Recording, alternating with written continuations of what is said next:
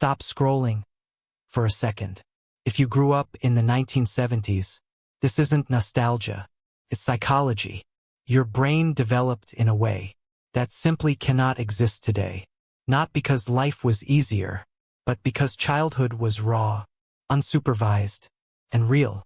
That's why people from the 70s stay calm in chaos, feel comfortable being alone, and look at modern life like something feels off.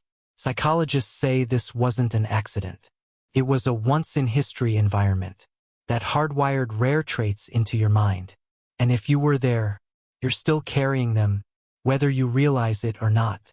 There's something quietly remarkable about people who grew up in the 1970s. Not loud, not dramatic, just different. Psychology suggests that if you were raised in that decade, your brain developed under conditions that no longer exist. A rare psychological environment, defined by freedom without constant supervision, and responsibility without explanation. No phones, no notifications, no one hovering over every decision, just space to figure things out. That's why many people who grew up in the 70s look at the modern world with a calm, almost amused expression. Not mocking, not superior, just knowing, because they experienced something that cannot be recreated. A childhood where kids drank water from garden hoses, disappeared for hours, came home covered in dirt, and somehow became more capable, not more anxious. An era so formative that decades later, people still say things like, "We didn't know how good we had it," or, "I wish I could go back," and stay there. So what exactly did that era do to your brain? And why does it still show up in how you think, react, and handle life today? The first rare trait psychologists point to is self-directed problem solving. If you grew up in the 1970s, you remember one sentence clearly: go find something to do. There were no scheduled activities waiting for you. No screens to instantly kill boredom. Saying you were bored wasn't an invitation for entertainment. It was a warning, because boredom quickly turned into chores. So you learned early that boredom was your responsibility. Research on unstructured childhood shows that kids who had to invent their own entertainment developed stronger executive function, creativity, and decision-making skills. You weren't handed purpose. You created it. You built forts, explored neighborhoods, rode your bike for hours with no destination. You read entire books in silence, or wandered until something interesting appeared. Your brain learned how to turn emptiness into meaning, a skill modern childhood often skips entirely. That explains your creativity, but it doesn't explain why you stay unusually calm when everything starts falling apart. That comes from the second trait, adaptive risk calibration. You climbed trees that were clearly too high, rode bikes without helmets, played with fireworks way too close. You fell. You got hurt. Sometimes you broke bones. And somehow, those scars felt like proof of living. Developmental psychology shows that children exposed to manageable physical risk develop better threat assessment and lower baseline anxiety as adults. You didn't learn fear through warnings. You learned judgment through experience. Your nervous system learned the difference between real danger and temporary discomfort. That's why today, when others panic, you pause. When others freeze, you start solving. Crisis doesn't overwhelm you. It activates you.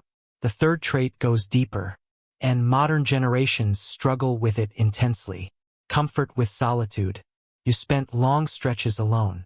Not lonely, just uninterrupted. Listening to music. Lying on the grass. Sitting quietly in your room. Thinking. Walking or biking. With no destination at all. There was no screen demanding your attention. No constant noise filling silence automatically. Studies on predigital childhood show that people raised without constant connectivity experience far less anxiety when alone with their thoughts.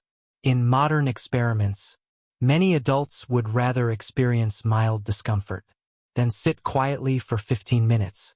You probably find that idea ridiculous, Because you learned early that boredom isn't dangerous, silence isn't threatening, and being alone doesn't mean something is wrong.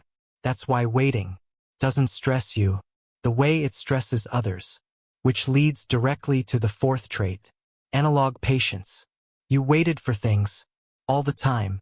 You waited a week for your favorite TV show. You took photos and waited days to see if they even turned out.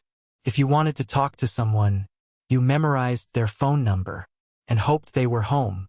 Research on delayed gratification shows that people raised in waiting-based environments develop stronger impulse control, healthier relationships, and better long-term outcomes. Your entire childhood quietly trained patience. Modern life actively destroys it. That's why instant gratification rarely impresses you. You don't fully trust things that come too fast, because deep down, you know meaningful results take time. The fifth and final trait ties everything together: unsupervised autonomy. At a young age, you left the house with one rule: be back before the streetlights come on.